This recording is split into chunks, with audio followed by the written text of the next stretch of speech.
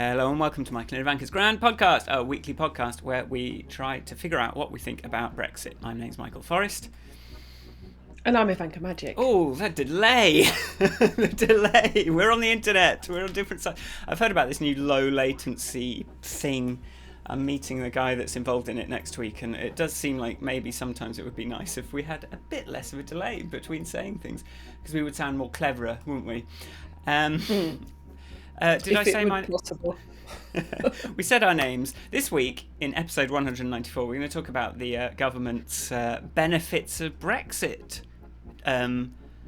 dossier report, which PDF. kind of reads... PDF, yeah. Government PDF. My initial reaction is, is any of this even true? I'm not sure. And the stuff that is true is there's a lot of lame stuff in there. So we're just going to find out. I think it's right to be upfront about the fact that we're very sceptical that there are any benefits to Brexit. Yeah, well, I am. I'd love it if there were.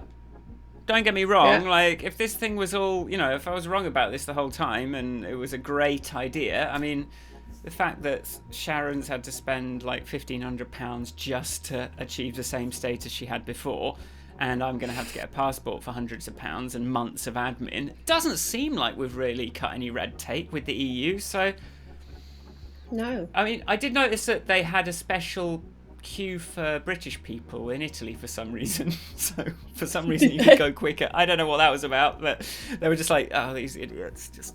So that was one benefit. It doesn't really help if you're travelling with a European. So whatever. We're going to have a look at this thing and just see what we think about it. So let's play the titles and get started.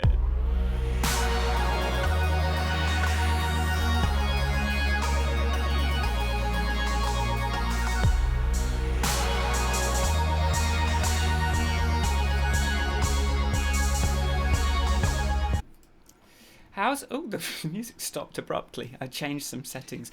How's it going, Ivanka? How's your week? I am making electricity on my roof. It's happened.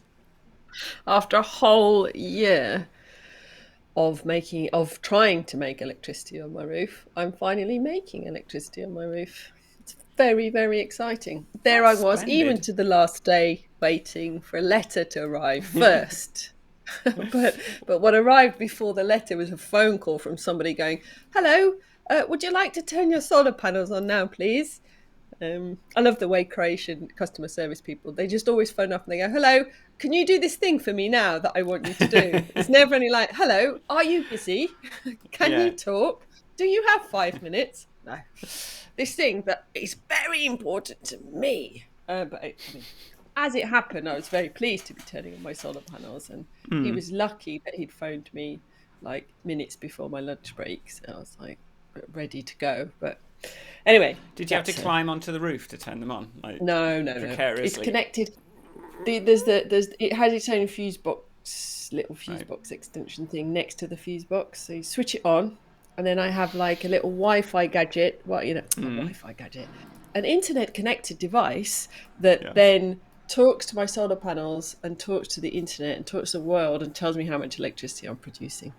But it's one of those where you have to, what do you call that? I don't even know what the technology is called. Like the WP, where you've got to pair your phone with the device on that.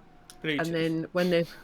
No, not Bluetooth. That WPS, where you sort of like open the Wi-Fi. The two routers or whatever. Yeah, I was trying. Yeah, so they had a nice little chat, and then it was all very slow to get going. It was just, I can give you blow by blow. I was so excited, but it works, and that's the main thing. It works. That's the main thing. That is the main thing. It works, and I've worked out that it almost certainly will make enough electricity for my needs, which was beginning to worry me because it's been so long since I agreed the actual size of the power station, as it were, that I was like, oh my gosh, we've bought a second fridge since then. But yeah, we're okay. If there's anyone watching, am I in sync? Is my audio in sync?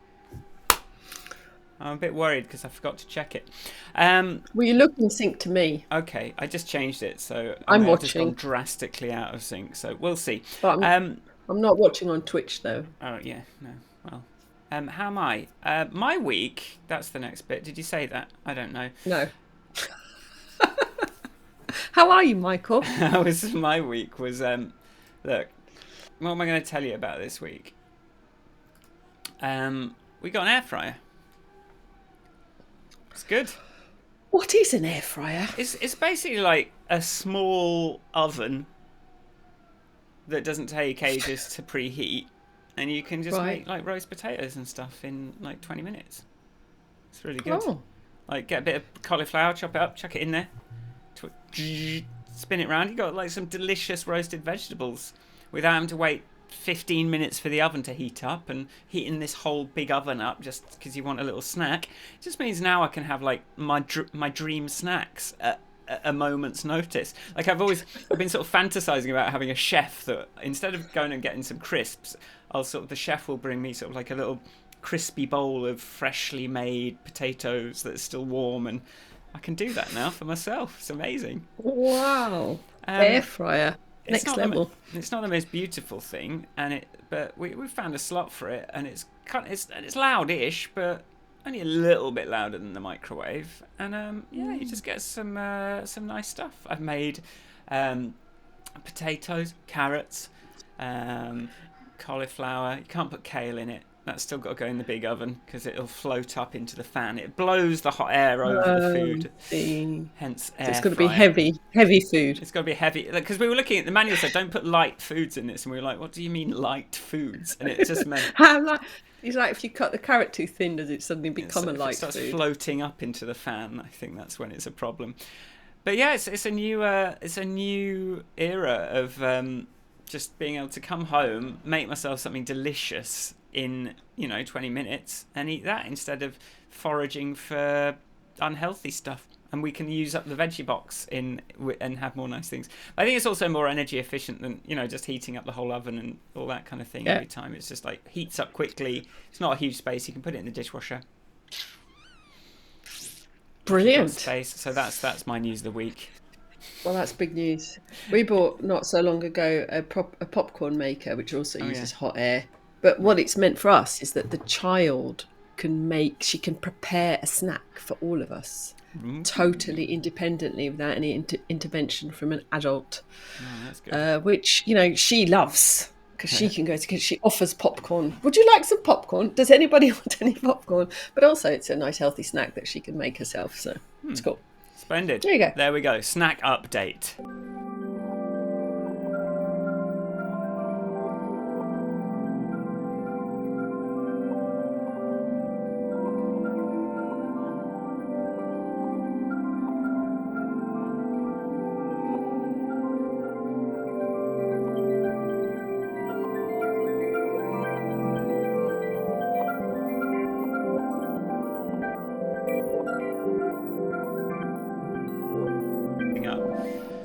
A little bit of calm before the storm.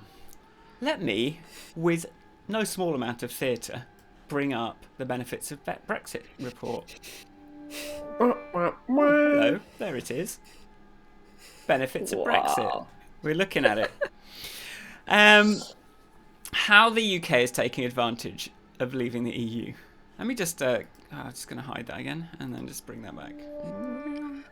Michael's got a new gadget. I've made a thing that makes it look like I'm in a holographic environment.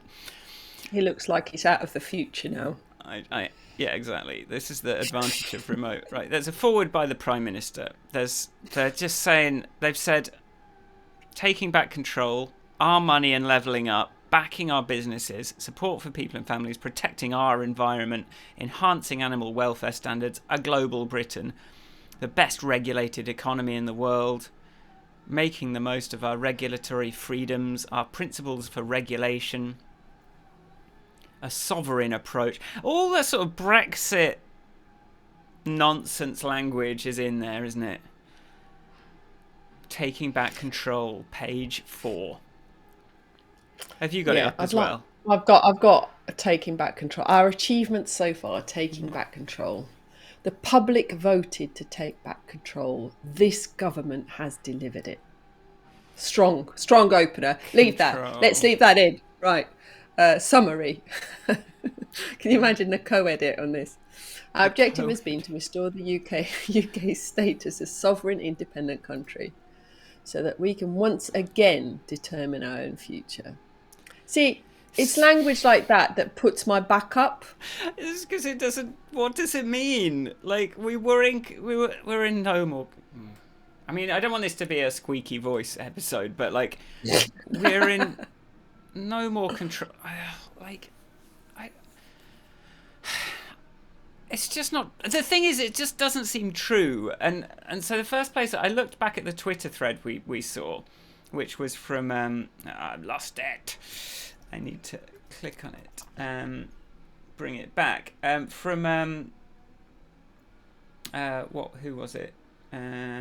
Marina Perkis did a Twitter thread on it, and sort of. I mean, like before we get into the stupid thing, like world. It's just like what? How do you even respond to this without? Are you just supposed to believe it? Well, yes. I think you're supposed to believe it. I think it's a bit hard to read this with a sort of open mind when the language itself, like if you don't agree. I disagree with its premise in every paragraph. It's like to best of returning democratic accountability to our own institutions. I mean, like you have to believe that we didn't have democratic accountability in our institutions for that to even mean anything, and it just doesn't mean anything, and I want to cry. I don't know that I mean, if this is what you maybe there's a different way of reading it on the subject of not making it into a squeaky voice episode. Like somebody decided that these were going to be the things that needed highlighting. So, like I'm still on the Taking Back Control page, which is page 8. And it's like it was to restore the UK status as sovereign independent, blah, blah, blah. And then it says ended free movement and taken back control of our borders. So there are people out there that are worried that we were not in control of our borders, even though we were, and even though we were, and that they and we've ended free movement, but we've also ended our own free movement. So it's not just the free movement of people who we didn't want, but we've ended the free movement of ourselves. So now I'm in a privileged situation where I've got 2 passports. One has free movement and the other doesn't. And I've just had to renew my British passport, so I'm going to get one of these fancy new blue ones that aren't part of the EU or whatever it is that they're promising. Restored democratic control over lawmaking. I was never under the impression that my vote for Caroline Lucas, for example, was a waste of time. I always thought that I had democratic power over our lawmaking, and I think that is true, isn't it? That our Parliament does decide our laws. Yeah. And a lot, so much, and has done. Yeah, it's like predicated on the idea that the EU won't let us have bendy bananas and all just the lies Boris has been spreading for decades, and it's like it was never true. So how can it now be like something that didn't used to be true? If you take it up a level as well, and you go right, okay, so when we were a member of the European Parliament, when we had MEPs, I voted for my local parliament, but I also voted for this person to represent me at this EU Parliament that then debated thing. So my democratic voice had reached further than it does now, because now it's only restricted to what happens in the UK. But before, I could influence EU policy by voting for my democratic representatives in the EU. Now I've just got to live with, if the EU says you need a digital certificate to come here, then you've got no vote. You've not got no vote. You've got no person that can say. Do you know? It comes down to. I think like my problem is there's this sort of fundamental belief of all these people in this supremacy of that one particular border that goes around the island and then around Northern Ireland, like this for some reason is the most important democratic boundary.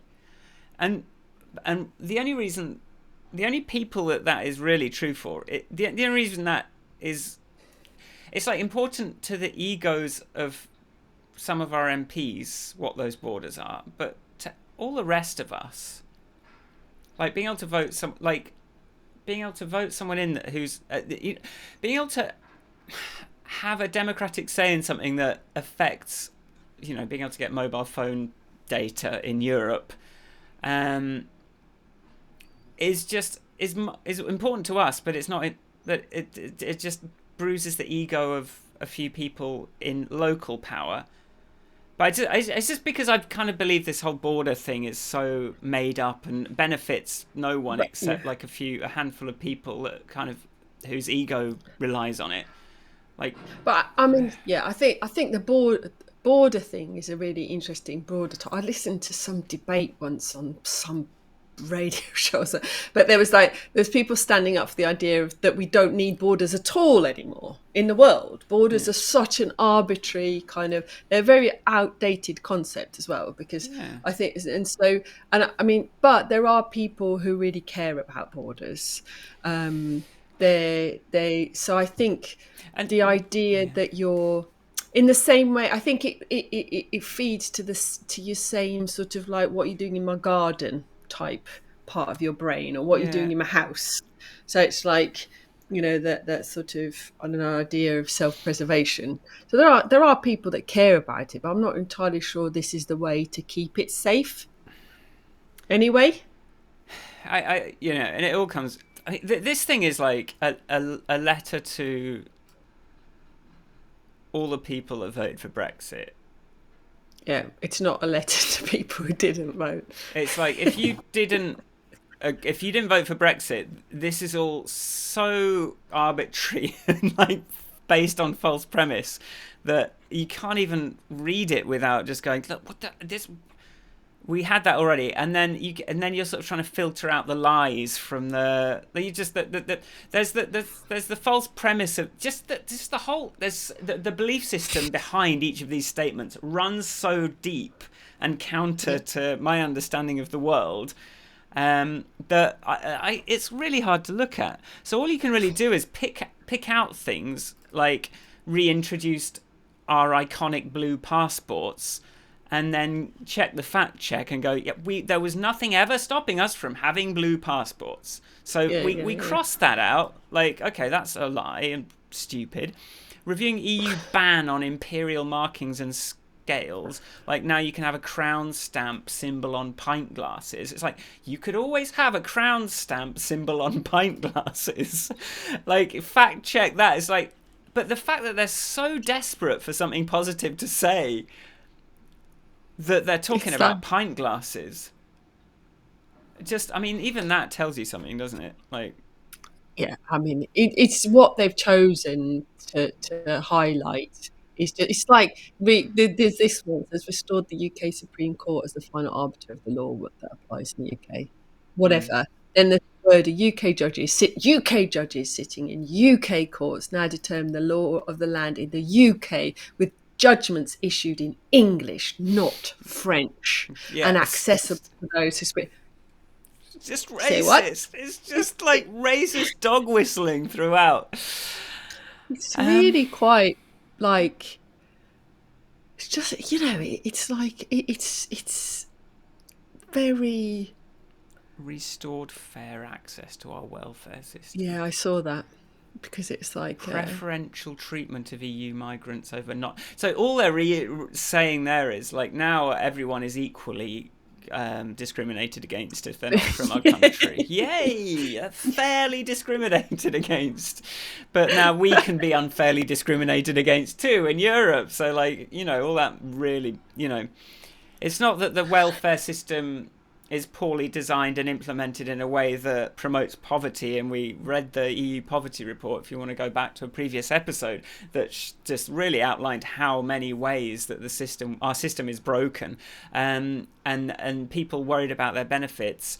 The idea that it's the EU migrants that are responsible for that is so false, for want of a better word.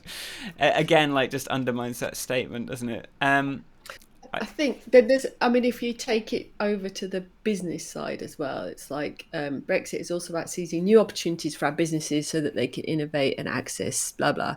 I mean, the number of news stories we've seen of people who can no longer export or sell to EU customers. Yeah. Like, there's not one or two stories. It's not the exception. I mean, I'm sitting now in the EU having gifts posted to me, never mind a book in English or something. My mum sent my daughter a second-hand dress that she bought on eBay for £5, and I had to pay £8 import tax on it. It's like, and it had the "This is a gift from Granny" box ticked. It's like never mind that sort of like how it is to order. Like, I remember, there's a few things that I like ordering from England. Like, I like Wool and the Gang wool. Hard. They've fixed a few things, and they've got themselves an EU base of some descriptions. A few brands have done that, but that's not everyone can do that. There's like, so it's kind of because it's like, in the absence of rules and negotiations which were there via the EU, even, and the EU's negotiations with, let's say, Canada and other markets, when there are no rules, all the duty defaults to the worst defaults. So suddenly, like, ordering a little bit of technology from America is cheaper than me ordering something from England, because it's the import duties have not been properly arranged yet. So it's really, so maybe there have been some benefits to a certain percentage of the British business market, but this doesn't express it as X number of our businesses don't rely on EU exports, and therefore, and this has mean X. There's no numbers. Well, we've got backing up. I want to sort of skip through the money one and just like that, because I want to look at that business page. But let's just have a look at the businesses one, because like the thing is, I wonder about this document is it's an audience. It's this sort of imagined fictional audience. Well, I don't know. It's people that identify it as this audience, I suppose, but that, like, I guess don't ever go to Europe or use anything that comes from Europe or benefit from any of that free movement and those deals and those trade, all that stuff that we have with Europe. I don't even know who those people. But is that just because we're so London centric, and I guess Brighton? But like, is that just a like blinkered London centric view that, like, I just can't imagine like this world where you think of European citizens as others and all this European stuff as like that you're even. I find it so hard to see it. So the idea that we can just ignore the sort of like the mirror, the other side of the coin, where like we've limited access, but now we've lost that access. Doesn't everyone go on holiday to like the Canary Islands? Don't all these people, like, are they literally only going to Centre Parks? Like, I don't understand. Like, have they never been to Europe and gone, oh my god, it's costing me £10, £5 a day on data to look at my Instagram? Have they not? Are there really millions of people? And am I just so blinkered in my London like perspective that, because I feel like British people like going on holiday in Europe, and they like to be able to be expats and move to Spain, and like that's not just like the upper class, and it's like the middle class. I thought that was like loads of people. So I guess I'm just wrong if this document is remotely persuasive, if they can just write the whole thing with a straight face. I don't know. I think if putting aside the, like, if you take out this whole, like, you and I, at least in our little bubble, never mind if it's London or Brighton, or the fact that actually, your partner's not is Italian and I'm half Croatian. No, let's take out all of that bit of it, put that to one side, and just think about the way they've expressed some of these advantages to business. So it's like, there's, I don't know, I'll just pick one. Reforming the Solvency II rules to ensure the safety and soundness of insurers and to protect policyholders. Our new rules will be more flexible and will better calibrate risk margin and matching adjustment to suit the UK's insurance market and support insurance firms to provide long-term capital to support growth. How many, how much, when by, to who? Like, so what? What does that mean? That doesn't mean anything. You know what I mean? It's like, it doesn't say we've made your insurance policies 10% cheaper. Do you know what I mean? Like, there's no substance. There's no, like, I can't measure this. I can't understand how big an advantage this is. This could affect one company, or it could affect 1,000 companies. I have no clue of the scale of the impact of it. Do you know, it hasn't got any of these, like, these kind of businessy words we're all required to use, like, targets need to be time-based and measurable and all of that business. There's none of that. It's like, by when will they be doing that, and how much will they achieve when they have done it? It's sort of missing that who is this an advantage to whom, who does this benefit?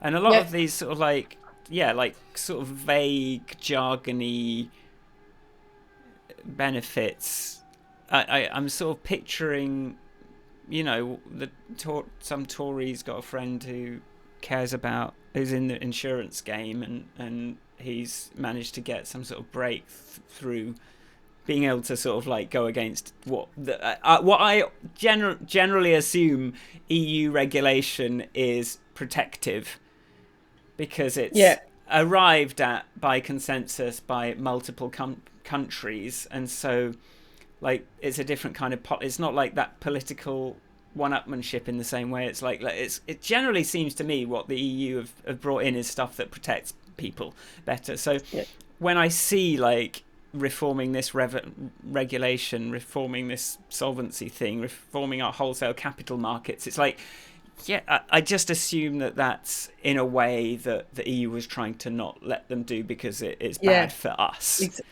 It feels like it's it's like reviewing our product safety regime. We will consult this year on changes to the EU-derived spit in the corner, derived framework for product safety, ensuring the UK approach to product regulation is proportionate, innovative and forward-looking. It will be controlled by UK lawmakers and protect consumers from unsafe goods. Really, it's that's just, it's not. I don't see that this is it's not expressed in a way that helps me understand how big this benefit is to me. Yeah, and there's no obvious measurement of it, is there? There's like, so you sort of picture, okay, we've changed, we're going to allow chlorinated chicken is one way that one thing they're talking about. Oh, we've taken a measured and sovereign, we've had to think about it from a sovereign and taking back control way, and we've decided that people should be allowed to choose chlorinated chicken. And but the other side is, but what they'll promote is, we have got this level of the safety standards are actually higher for metal straws than they are in the EU, so we're actually doing better than Europe. And you sort of go, that's only because you don't care about that. Like, that's not going to cost you anything. It's the word proportionate here that allows in a whole range of evil, because it's implying that, not allowing chlorinated chicken is a disproportionate response to the chlorinating of chickens. And actually, do you know what I mean? Do you see what I mean? It's like, people, let them eat chlorinated chicken. Yeah, they'll be fine. We won't. But they can. So, they voted for this. And I think it, for me, the sad thing about all of this is that if our policies were so if our product safety regime ideas were so brilliant, why aren't we gifting them and working with the whole of Europe so 500 million people have these wonderful safety regimes and not just us? Yeah, why That's the indeed? other, I think, the Let me element of let it. me It's just a bit yeah. like, Let me stick a break in because I want to take yeah, another we've line on rabbited this. on.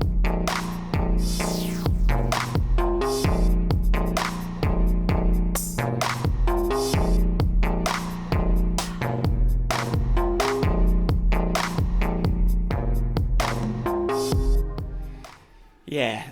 The thing about this document, the thing about this document, the thing about this document is like, why do we need a?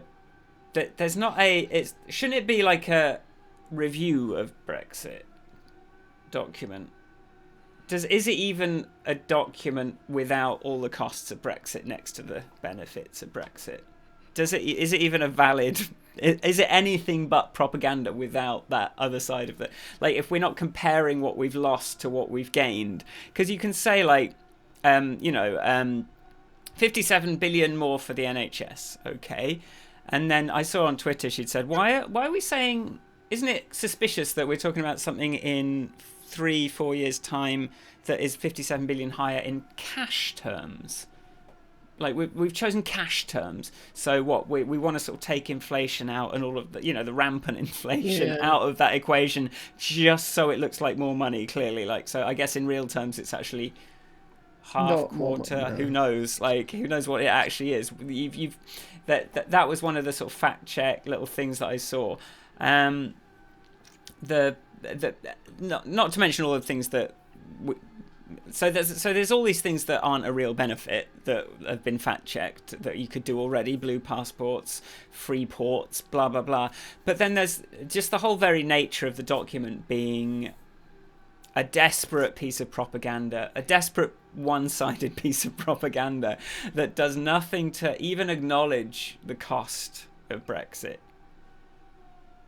No, and I think the tone of it is a little bit offensive in to me, who didn't vote. It's not presuming, it's doing nothing to help mend the bridges of the divided nation or anything like that, because it's kind of set out continuing to assume that the things that those kind of dog whistly things and the Yeah, red bus and all of that yeah. are the things that really matter to me. And that's what I think is a bit, and it's a bit Daily Mail. It's super Daily Mail. And the thing is, like, I would love, like, it's telling that it's not even attempting to appeal to us, to non-Brexit voters as an audience. Yeah. It's telling that, like, I would love to see a persuasive list. I think it would be a very short list, and then you would have to put all the costs, and then you would say, okay. But if they actually, in good faith, were trying to actually express the real benefits of Brexit to people that were on the skeptical side of the aisle, I would be a lot happier. But just, it launches so directly into the same old dog whistling and just lies and like false premises that it's just kind of a middle finger to people that didn't vote for it, that are angry It's a about it, bit that are sad. upset, and I think that are just like, I guess, it's sad. And I mean, it's yeah, look, there is cost. The people who it's cost large amounts of money, large amounts of business, safety, security, all of those people, affected by like racist violence, all of those people that have been affected negatively by Brexit in a clearly directly proved demonstrable. I hate the word demonstrable because it's just a way of saying my opinion is a fact, but demonstrably true. but measurably, you can measure how many Yeah, businesses can't export. You yeah, can measure how many. There's no measures in this. There's no numbers. yeah. Are It's there any all numbers? no. Apart from the 57 billion for the Yeah, in cash NHS, terms. it was And like there are very few numbers. It doesn't tell you what percentage of British business is positively affected by these benefits. It doesn't tell you how many jobs that translates into. It doesn't tell you how much money it means. Do you know what I mean? You know, that's what's missing. Great. If these new safety standards are brilliant and they're going to mean that we're going to make more, employ more people, sell more things, brilliant. Tell me. Yeah, what You are know, they? the only number that I've got in here, there was like something around COVID that it said the so they're doing. Sorry, I've just seen a number. They Yeah, I'm looking for numbers. I want. launched a trade deal with it, so they're trying to make the market. So they got agreed trade deals with 70 countries. This includes landmark deals with close partners, including Australia and Japan. They're very small markets, so they don't put a number on those markets. And then they say, we've also launched negotiations on a trade deal with India, a market of 1.4 billion people. Yeah. It's like, but you've launched it, you haven't landed it, it's not done yet. Yeah. And so this 1.4 billion, you know, better the 500 million in your hand than the 1.4 billion in a bush, birds. Right, You know what I mean? So some of the numbers they are putting aren't even like real numbers. They're just guesses that, you know, they can just say anything really. I found a government target to cut 1 billion of businesses' costs from retained EU. So it's a target. So whatever. That's, you know, Like you can set a target. Anyone can set I've got a target of raising £1 million by next. Well, they haven't said when by. So like even like automatically, I say I've got a target of raising £1 million by next. I want to. It doesn't make sense unless I even say when I have to do it by. Like my brain doesn't even let me go. I've got a target of 1 million, and then stop talking. It's stupid. Should we just like skim through a few? Because we're already at 35 minutes. Yeah, I don't know how useful this think episode is. Should we skim through a few titles, cry about them, and then end? I'd say that I'm very, you know, if our friends who do listen have not taken the time to have a look at this, I hope we're not letting our biases be too strong, but really I'm glad to have taken the time to have a look at it, so that if somebody does try and defend it to me, I feel better placed to go, no, I did actually have a look, no, I didn't read every word, but I gave it a good skim. And you know, and I think that we're not really missing anything. It is really expressed like a marketing brochure, like a vacuous old school marketing brochure that finds the good numbers, talks about the good numbers, uses, and so if you skim it, if you don't read it properly, you might be able to find. There was something. It superficially looks like a official report, but it's very repetitive as far as I can tell as well. I want to play a little game, which is we scroll through, we find a title, and then we find the word that negates that claim, that lets them just get away with that claim. Okay, a science... Right, wait. I think the fact... Actually, the first thing I want to do, let's come back to contents. A world of future opportunities. Brexit has given the UK a world of... Brexit has given the UK a world of future opportunities. Okay, so... Brexit hasn't given the UK anything it didn't have before. Data access. I can't. Yeah, they've just made it so long and so annoying that how are we supposed to even look at it? Anyway, I think I'm happy to. I read something about digital technology, and it says we will strive to make sure that we get, you know, digital exports of over the 207 billion they were in 2019. It's like, going to strive. Okay, great. You keep striving. It's going to be harder now, though, isn't it? So you're going to have to strive more. You're going to have to strive harder, and you're going to have to make sure that it's just, I think it's a bit, my conclusion of this is that it's a little bit sad. I'm going to make it disappear from in front of my face with a look of contempt. Yeah, I don't think we need to look at it anymore. I think we've done the grand podcast superficial due diligence job on the Brexit report is that, no, there are no clear benefits to Brexit, because if there were, that's what they would lead with. Exactly. They wouldn't have to lean so heavily on the propaganda that got us into this mess, and they could actually tell us some real stuff that would be persuasive to someone that didn't buy into that the lies that they'd said in the first place and would actually be real, and they haven't done that, so they can go and suck it, can't they? It's just I don't know, like that. You know, we've done a couple of these, like looking through some document on podcast before, and never, like Dominic Cummings' blog we looked at the EU thing, like never before have I'm really taken aback with how much I bounce off this aggressively as I try and look at it. And it's just such a bad sign. It's like a document should, because that's how a document works. It's like you've got your table of contents, you go, oh, that's interesting, I'd like to know more about that. But in this you go, that's kind of on a false predicate, and all of the rest of it is so vague. Technology is going to change. Phishing is something. They've just written some headlines of areas, and then they put some like vague stuff about that there's nothing to, and they've made it 105 pages long when there are not, you know, it's all. I think if someone wants to go through it, maybe I should like be a good citizen and go through it with a fine-tooth comb and actually like put red marks through every single thing. But I've got other stuff I'm trying to do that's going to make me, you know. So I think there's more positive ways to spend your time. Yeah, that's what I think. And you also, it's I guess it's not for me, is it? It's for people that voted it and are now like wondering, and they just want to be sort of reassured everything's okay. So it's basically, what's the word we want? There was a film in 1944 called Gaslight, where a husband convinced his wife that she was the crazy one and made her stop believing in the evidence of her senses. And I think in a way that applies to what's being done here. And maybe we could call it gaslighting, you know, based on that film.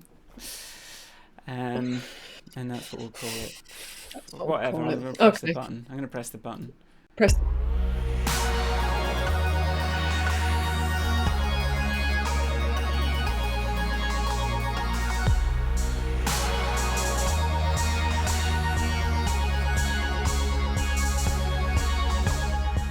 All right, thanks for listening. If you like the podcast, go to grandpodcast.com. But people can find Ivanka on the internet, but how? You can find me at Ivanka on Twitter.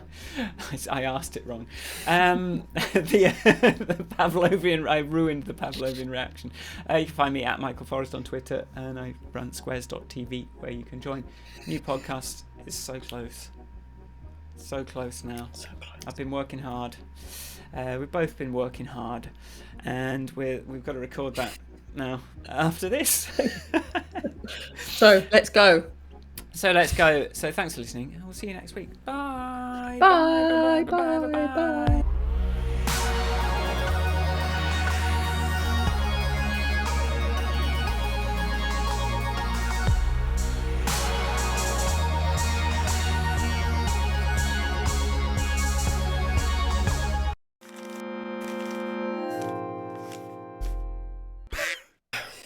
So do we stay here and you move it, or do I go away and come back again? What's the deal?